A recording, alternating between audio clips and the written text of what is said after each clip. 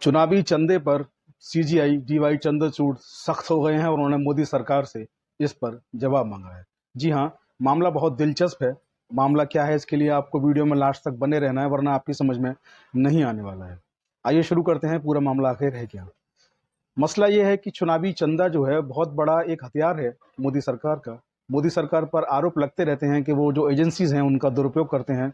मोदी सरकार पुलिस का दुरुपयोग करती है, एजेंसीज का दुरुपयोग करती है। ये तमाम आरोप उन पर विपक्षी पार्टियां लगातार लगाती रहती हैं। शुरू से उन पर आरोप लगे हैं, आज भी लग रहे हैं।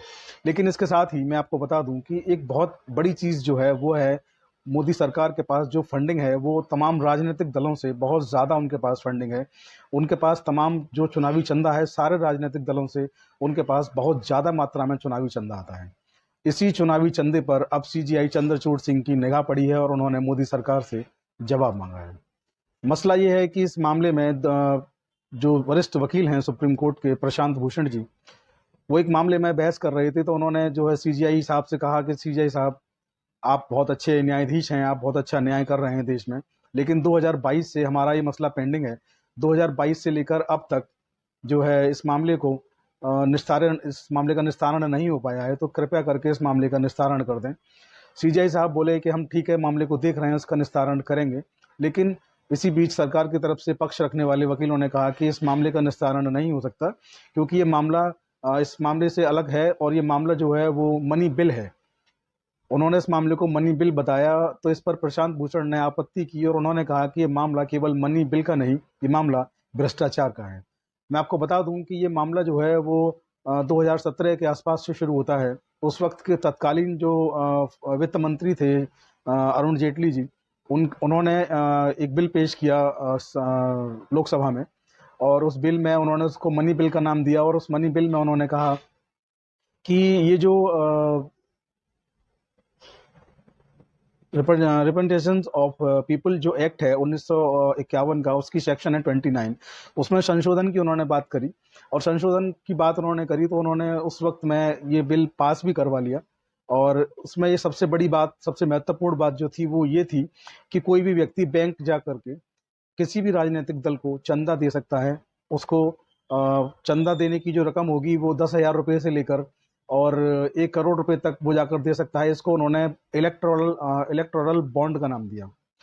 इलेक्टोरल बॉन्ड जो है वो 10,000 रुपये से लेकर 1 करोड़ रुपए तक का हो सकता है। कोई भी व्यक्ति किसी भी राजनीतिक दल को दे सकता है, चाहे वो कोई माफिया हो, चाहे वो कोई संत हो, कोई भी व्यक्ति दे सकता है। किसी भी राजनीतिक पार्टी को कहीं भी किसी भी मंच पर किसी भी एजेंसीज को ये बताने की जरूरत नहीं है कि ये पैसा उसके पास कहाँ से आया, ये पैसा उसको किस दल ने, किस व्यक्ति ने उसको पैसा दिया।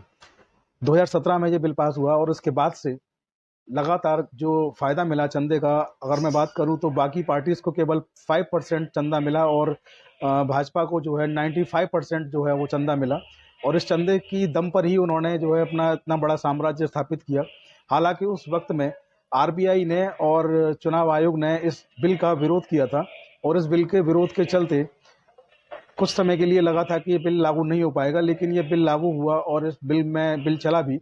अब फिलहाल जो है प्रशांत भूषण ने कहा है कि इस मामले में सरकार, सुप्रीम कोर्ट को पहल करनी चाहिए, इस मामले को निस्तारण करना चाहिए, क्योंकि 2022 से हमारा ये मसला पेंडिंग है।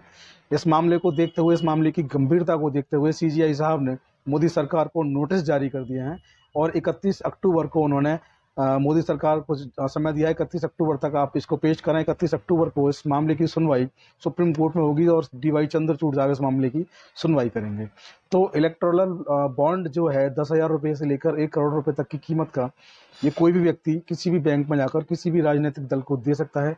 उसकी पहचान गुप्त रखी जाएगी और किसी भी दल से नहीं पूछा जाएगा कि ये पैसा आपके पास कहाँ से आया, पैसा किसने दिया। तो ये चीज़ें जो हैं पारदर्शिता में आनी चाहिए। किसी भी व्यक्ति का एक मौलिक अधिकार होता है कि वो भ्रष्टाचार मुक्त समाज में जी सके और भ्रष्टाचार से बच सके। तो ये प्रत्येक भारतवासी के जो अनुच्छेद 21 है, right to life and liberty, उसका भी ये वायलेशन है, उसका अतिक्रमण है।